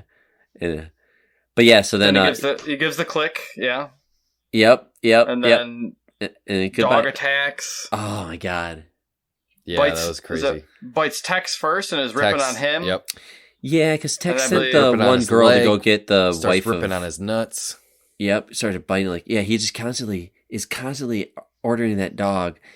Because then, like, the one so girl good. runs at him with the knife, and he's like, "Oh fuck!" So then he throws the dog food can right at her nose, and she instantly Caves falls. in her fucking nose. Oh Yeah, my she God. instantly is just in pain Brutal. from the rest of her existence. And the other girl is like standing there next to the Italian wife, just watching for the most part. But then the Italian woman, the wife, I forget her name, but she like punches her. Francesca, I think. Yeah, Jessica, whatever. She like punches her, but then the redhead gets up because she has like a gun or a knife on her, and then but then she like jumps. Oh yeah, then she like jumps. She at, tackles Cliff.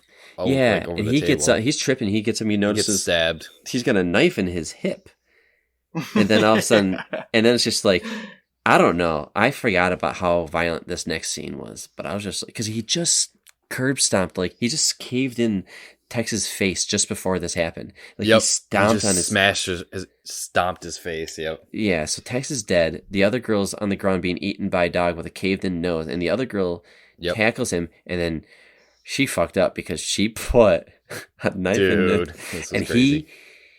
he went, dude. The first thing he did, he took her, grabbed her by the hair, picked her up, and started bashing her face into like a phone in the wall. Into the phone. Yeah.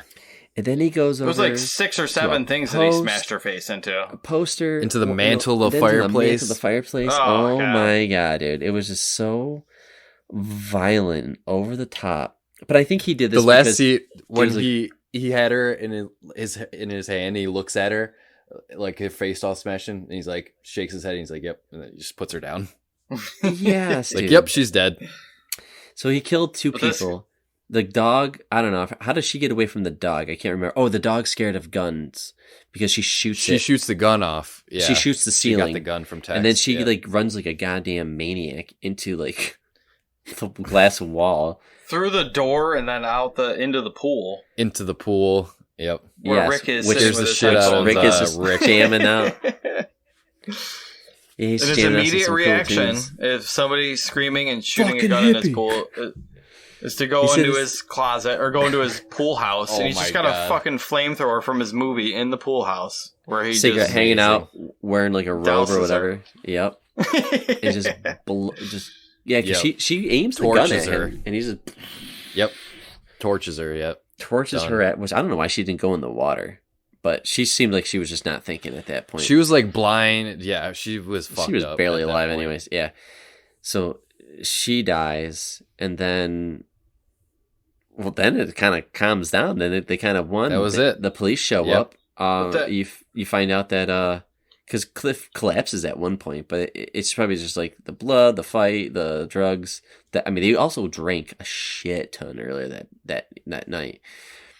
I mean, he drank a whole pitcher of margaritas. Yeah. Even before that, he was already fucked up. Yeah.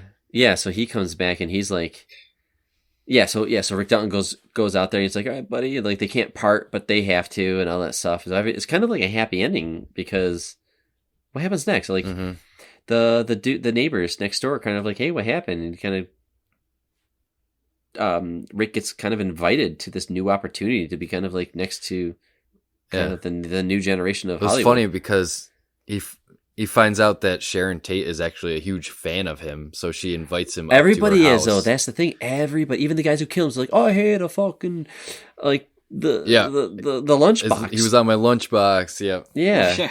Watched him every morning. Everybody's a huge fan of him. They all see his potential. He just is a drunken. He's a has-been, but he's not. He shouldn't be, but he's just like a drunk. But yeah, I don't know. That last scene though, you get like all the random shit from like what was the ranch? Spawn Ranch. Like you get all the hippie shit from there ends up paying off because the hippies show up there. You got the dog training scene that's in the beginning of the movie that shows like it's a very tight, apartment. Compact story. That all pays off there.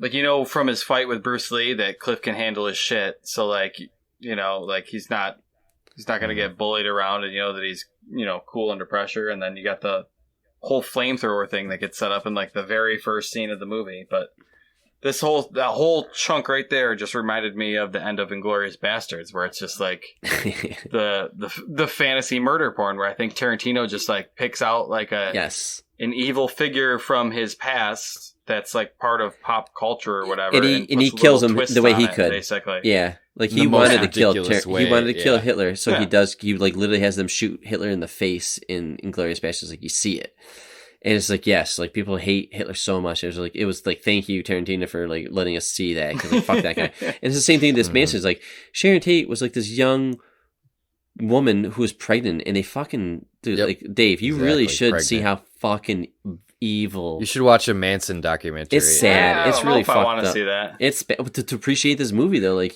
I don't know, man. Like it's sad. So that's why I don't think this movie hit me as hard as it did you, because like I'm not. He was killing those people because that's what we wanted to do. Like what they did to her and her friend. Like it was just like the same thing. It's just like, man, if I could, I would fucking kill those people. And I think he did it with his movie. That's why it was so violent. Yes, 100%. A little bit of release there, but yeah. But yeah, last little thing. Okay, go ahead. Another fact? Oh yeah, another little fun fact. I'm coming in with all the fun facts tonight. So Tarantino usually makes a cameo in all of his movies. He did. Where was he? I didn't see him in this movie. So I didn't see him in this either. One. Did you guys watch? Did you see the after credit scene, like with the red? Yeah, with the red apple I cigarettes. Did see a cigarette thing. Fucking thing doesn't look like me. Tarantino has he's not shown on screen, but he plays the director of that commercial, okay. And he yells and cut at the end. So that's his like quote unquote cameo in this movie. Oh, okay. That's cute. I don't know. I didn't like his cameo in Pulp Fiction. I don't like when he puts himself in his own shit.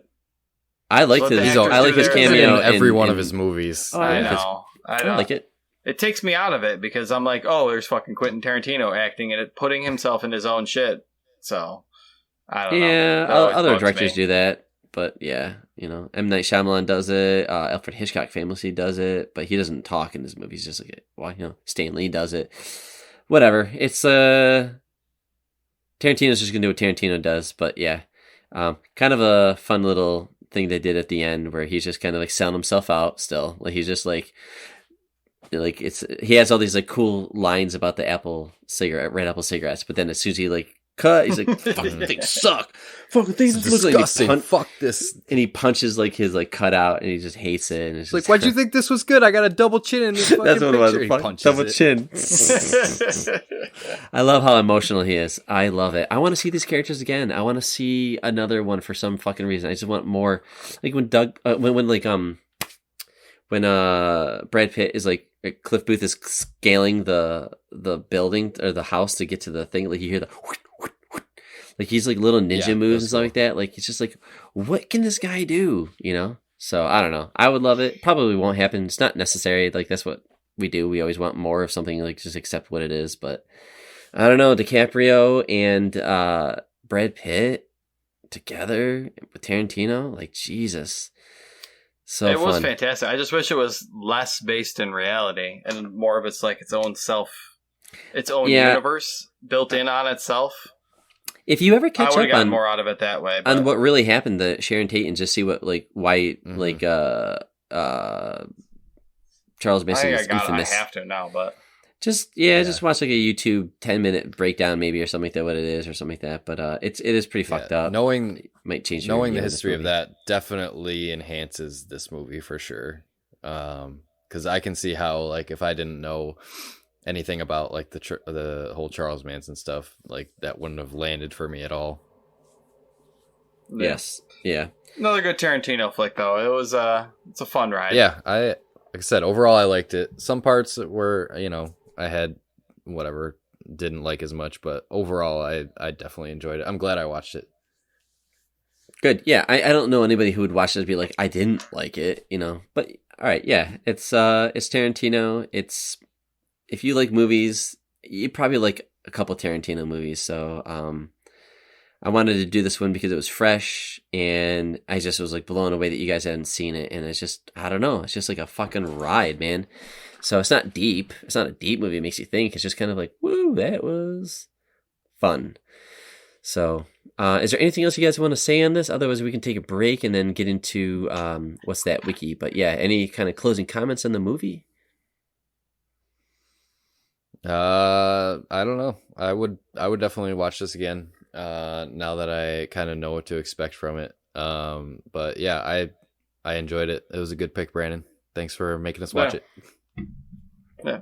Right. Great acting, great cinematography, great shots in the movie. Soundtrack was good. Know your history before you jump in here. Yeah, Dave, I like that. Yeah. If you're gonna recommend somebody to see this, just make sure they are at least aware of why Charles Manson is fucking known. I didn't know that was such common knowledge. Was murders from the 70s? Yeah, was such common knowledge. How many cult killings have you heard of? 60s Most famous cult. Yeah, most famous cult there is, really, and it helps to have some like old little bit of Hollywood knowledge too, like older actors and some stuff went over my head for sure.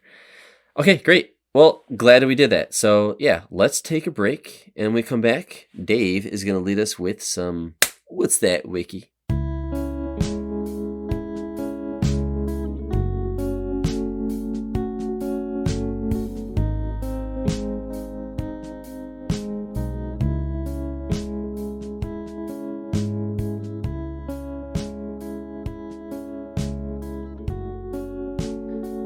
Okay, we're back, and oh boy, Dave is going to be hosting What's That Wiki. Now, I think, Dave, do you have a theme for this this game tonight? This week, since we were chatting on movies, I went with straight movie set. So while we're keeping it fresh, okay, sweet, we're gonna drift away from the games this one. Okay. All right, cool. Real quick, Eric, do you mind actually kind of recapping on what's that wiki? Like, what are the rules? Yeah. So we pick whatever set number. I think Dave has 5 movies for this one, and we read the plot section of the Wikipedia article for said movie, and we redact or take out keywords that would give away the movie in this case, and then whoever thinks they know it can buzz in with their name, and they can make their guess. If they get it wrong, the other person has the chance to kind of sit back and hear as much as they want before they can take a guess. And the other person can't guess again until the other person guesses and gets it wrong. So, yeah, that's how it works. Cool. All right. Thanks. All right. All right, Dave. Let's right, go. I'll take Eric, over you're going from here. down. No, I'm not We'll losing. see. We'll see who can get these. Question number 1. Blank is a typical teenager.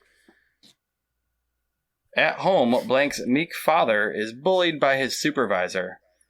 His mother Eric. Yep. Back to the Future. Boom! Right out of the gate. Wow, Eric, nice dude. work. That's impressive. I just watched Back to the Future like a week ago. Yeah. His mother is an overweight, depressed alcoholic, and his older siblings are professional and social failures. I'm like, wow, this movie sounds depressing coming right out of the gate. Damn. All right. Well, and Eric. Where did we go for this one? Oh, we're gonna we'll keep it with the classics. Okay, there's our tip. Number 2. Right. Yep, Yeah. I'll give you that. 80s. 5 years after saving Blank from destruction, Blank has been sued for property damage incurred and is barred from investigations, forcing them out of business. Blank now owns an occult bookstore and works his side job alongside Blank and unpopular children's entertainers. Blank works in a laboratory experimenting with human emotions while Blank hosts a television talk show about psychics. All right, nothing? I have no idea what this. I have a guess, but I don't want to say it because Blank, someone's ex-girlfriend, has an infant son with her ex-husband and works at an art museum cleaning artwork. She turns to Blank for help after Blank's stroller seemingly rolls by itself into a busy road intersection. Oh, wait a minute. Adding, oh, man. I don't know why I'm saying this. I don't know why I said this. I heard it. Yeah. All right. Is it Ghostbusters 2? It is Ghostbusters 2. I was going to guess Ghostbusters. Holy Congratulations. shit. Okay. Oh my I cut god. out the little part at the beginning about saving New York City from Ghostbusters. destruction, but... Yep. I was thinking Ghostbusters, but I don't know if I've ever seen 2 or all of it anyways, but... It was the stroller I press had they got me. Ghostbusters in my mind. Not as good as the first, but it is good. But the synopsis for 1 was a little on the nose, so this one seemed like a little tougher one. All right, 1-1. Let's move on to number 3. We'll go with this one. At an abandoned hotel within a major city, a police squad corners Blank, who overpowers them with superhuman abilities. Blank flees, pursued by police and a group of suited men.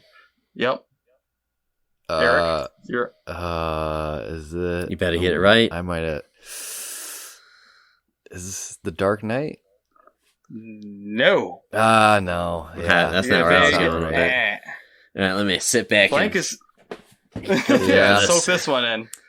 Blank is pursued by the police and a group of suited men, I guess, capable of similar superhuman feats. She answers a ringing phone and vanishes just before a officer crashes a truck into a booth. I know what it is, but I want Eric. I want you to soak this in. Known by his hacking alias, is puzzled by repeated online encounters with the phrase blank. Someone contacts him and tells him that a man has the answers he seeks.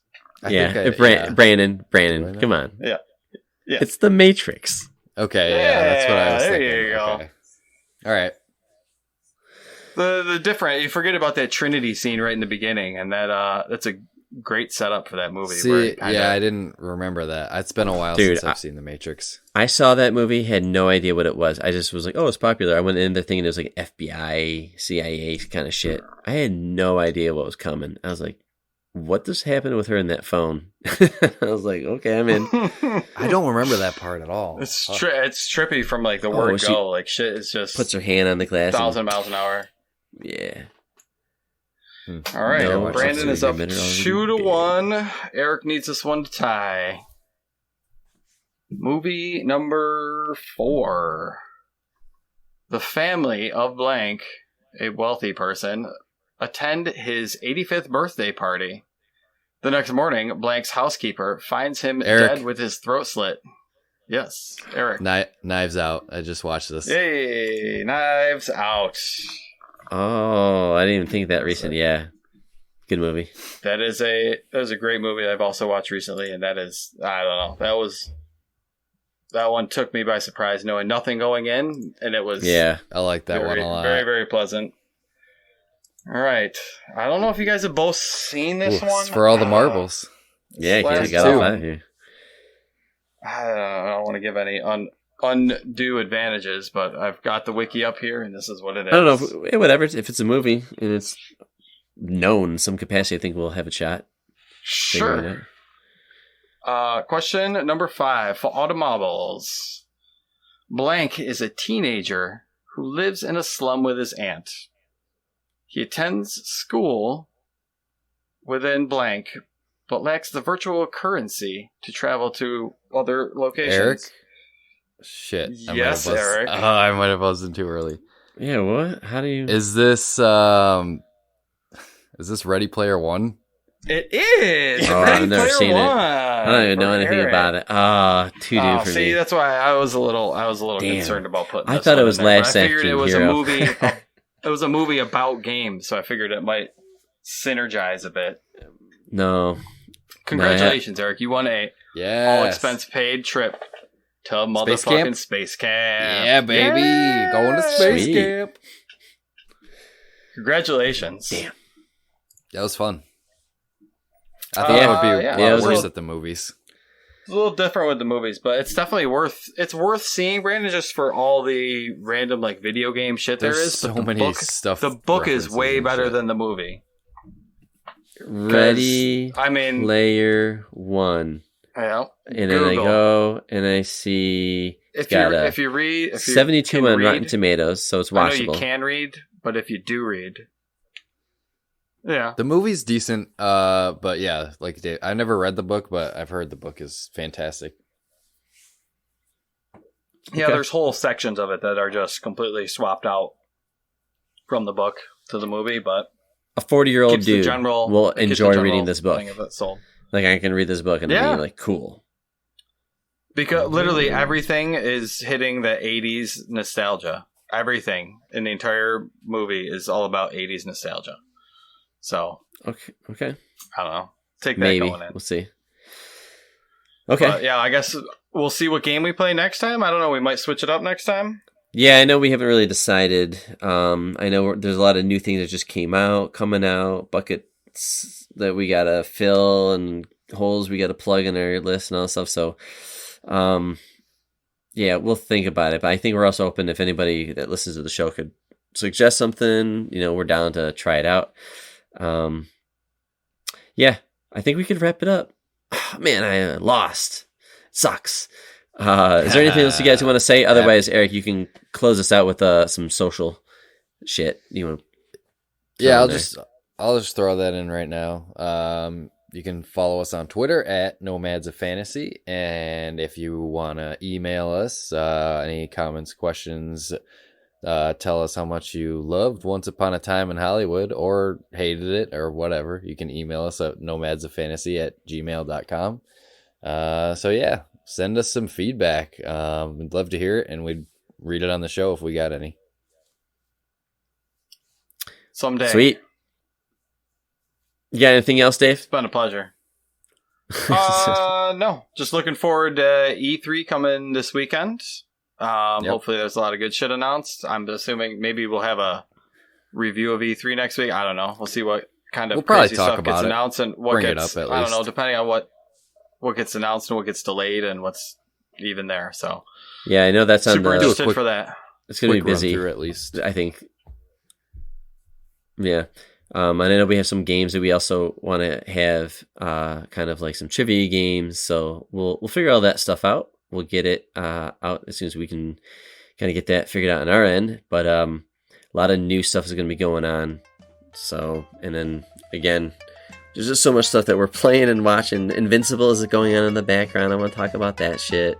So, and then Mortal Kombat 11. I'll probably have like something to say about that. So I don't know if you're into this stuff, play along with us. Otherwise, I think we're done.